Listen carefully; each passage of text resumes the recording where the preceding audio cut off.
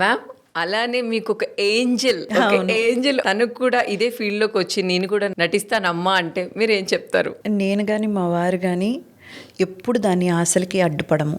తనైతే మాత్రం ఇంతవరకు అలాంటి ఇంట్రెస్ట్ ఏం చూపించలేదు. ఇప్పుడు ఇంటర్ సెకండ్ ఇయర్ లో ఉంది పాప. ఇప్పుడు ఇది చాలా పెద్ద లీప్ పాపకి. ముందు ముందు తను ఏం ఫీల్ అవుతుందో మనకు తెలియదు కదా. నేను నిజం చెప్తున్నాను, అసలు ఇంద్రజ గారు ఒక అందం అనుకుంటే అందానికి మించిన అందం ఇంద్రజ గారు వాళ్ళ పాప.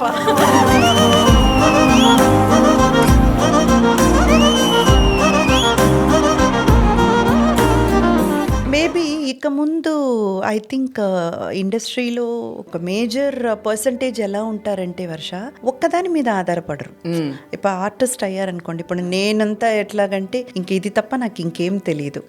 కానీ ఇప్పుడు వచ్చే జనరేషన్ ఎలా ఉన్నారంటే they are doing multiple things. మంచి చదువు ఉంది, ఇక్కడ ఏం అవకాశాలు రాకపోయినా డోంట్ కేర్, నెక్స్ట్ అంతే. కానీ ఎందుకు మేము అంటే ఇక్కడ ఒక ఆర్టిస్ట్ స్టేబుల్ గా కొన్ని ఇయర్స్ వర్క్ చేయలేకపోతున్నారు? దేనికి? అవకాశాలు తక్కువ, దానికి వచ్చేటువంటి మనుషులు ఎక్కువ. ఇప్పుడు చూడండి, ప్రతి ఒక్కరు ఆర్టిస్టే. 2 రీల్స్ పెట్టి 3వ రీల్ హిట్ అయ్యేటప్పటికి నేను ఆర్టిస్ట్ అంటున్నారు. ఏం చేశారా అని చూస్తే రీల్స్ చేశాను అంటున్నారు. అవునా, రీల్స్ చేస్తే కూడా ఆర్టిస్ట్? ఓ సరే అమ్మా, ఓకే. ఎందుకంటే మళ్ళీ వాళ్ళ మనోభావాలు దెబ్బతీయకూడదు కదా. ఏం చెప్పినా ఎవరో ఒకరి మనోభావాలు దెబ్బతింటున్నాయి. మళ్ళీ సారీ వీడియోలు చెప్పాల్సి వస్తుంది. మీరు పెట్టిన వీడియో వల్ల నా మనోభావం దెబ్బతింటే